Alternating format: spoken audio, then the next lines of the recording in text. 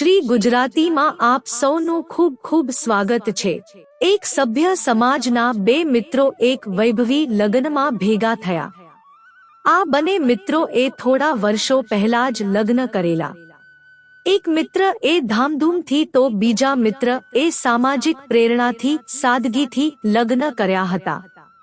લગ્નમાં હાજર બંને મિત્રો એ એકમેકના હાલ પૂછતા એક મિત્ર બોલ્યો, ખરેખર સાદગીથી લગ્ન કરવાનો અમારા પરિવારનો નિર્ણય ખૂબ જ યોગ્ય હતો। એનાથી મને ખૂબ જ આર્થિક ફાયદો થયો।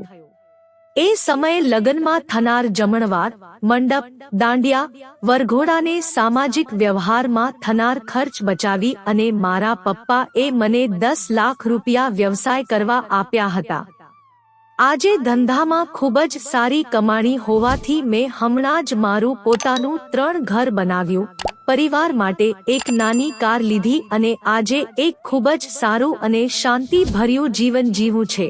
બોલ, તારો સંસાર કેવો ચાલે છે? ત્યારે બીજો મિત્ર થોડા દુઃખી મને બોલ્યો, યાર, એ સમય યુવાનીના ઉત્સાહ અને પપ્પાની ઈચ્છાને તાબે થઈને મારા લગ્નમાં 25 લાખનો ધુમાડો કરી નાખ્યો હતો।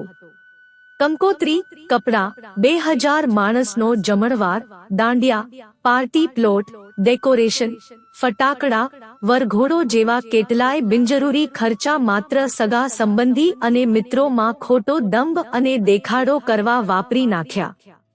અને એ સિવાય મારા મામાની આર્થિક પરિસ્થિતિ સારી ના હોવા છતાં વૈભવી મામેરું કરાવ્યું એ તો અલગ, પણ એ સમયે આ પ્રસંગ પૂરો પાડવા મારા પપ્પાએ એમની જીવન મૂડી તો પૂરી કરી પણ પ્રસંગને વૈભવી બનાવવા બેંકમાંથી લાખો રૂપિયાની લોન પણ લીધી હતી અને પપ્પાએ જેમ તેમ કરીને એ લોન તો પૂરી કરી દીધી, પણ આજે નોકરી અર્થે મારે પરિવાર સાથે શહેરમાં એક ભાડાના ઘરમાં રહેવું પડે છે। કાશ ત્યારે એ 25 લાખનો ધુમાડો કરવા કરતા જો એ રૂપિયો સારા વ્યવસાય કે કોઈ યોગ્ય જગ્યાએ રોકાણ કર્યો હોત તો મારું જીવન આજે કંઈક અલગ હોત। દોસ્ત, આપણા સમાજમાં સમૂહલગ્ન તો થાય છે, એમાં આપણા સમાજના અગ્રણીઓ અને સમૂહલગ્નના આયોજક ભાઈઓ રાત દિવસ પરિશ્રમ કરીને સમૂહ લગ્નનું આયોજન કરીને સમાજના પરિવારોને આર્થિક બોજમુક્ત કરવા સમૂહલગ્નમાં જોડાવવા વિનંતી કરે છે, જેથી સમૂહલગ્નમાં બિનજરૂરી ખર્ચને રોકીને પણ સારી રીતે સમાજમાં એ પ્રસંગની ઉજવણી કરી શકાય અને સમાજના દરેક પરિવાર 2 પૈસા બચાવીને પોતાના આવનાર સંસારને સમૃદ્ધ અને સક્ષમ બનાવી શકે છે। અને જે પરિવારો સક્ષમ છે એ પણ સાદગીથી લગ્ન કરીને સમાજમાં સામાન્ય મધ્યમ પરિવારોમાં એક ઉત્તમ દાખલો બેસાડી શકે છે, કારણ કે આખરે સામાન્ય મધ્યમ પરિવાર અનુકરણ તો આ સક્ષમ વર્ગને જોઈને જ કરે છે। પણ યાર, મારા જેવા ઘણા યુવાનો સમૂહલગ્ન કે સાદગીથી થોડી લગ્ન કરાય। લગ્ન તો શાહી અને અદ્ભુત જ હોવા જોઈએ, જેથી સગા સંબંધીમાં આપણો વટ પડી જાય એવું વિચારીને ખોટા દંભમાં લાખો રૂપિયા ખર્ચ કરીને આવનાર વર્ષો સુધી દેવાદાર બનીને જીવે છે। પણ અફસોસ, સગા સંબંધી કે મિત્રો 2 દિવસ પછી લાખો કરોડ રૂપિયાના ખર્ચ કરેલ એ પ્રસંગ પણ ભૂલી જ જવાના છે।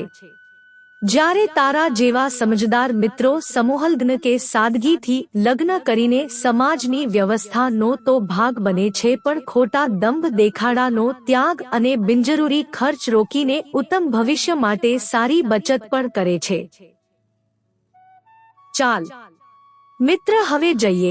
મારી વાત આજના આ સમયમાં વૈભવી દેખાવ ઈચ્છતા લોકોને ગમશે નહીં અને ગળે ઉતરશે નહીં, પણ આ મેસેજ વાંચતા યુવાનો સમજે અને સમાજમાં બદલાવ લાવવા પોતાનાથી એક પહેલ કરે તો પણ આ વિડિયો સાર્થક ગણાશે। મિત્રો, જો તમને વિડિયો પસંદ આવ્યો હોય તો લાઈક કરો, શેર કરો અને અમારી ચેનલને સબસ્ક્રાઇબ કરશો, જેથી તમને આવા નવા વિડિયોની નોટિફિકેશન મળતી રહે અને તમારો જીવન સુખી અને સરળ બની જશે। વિડિયો જોવા બદલ તમારો ખૂબ ખૂબ આભાર।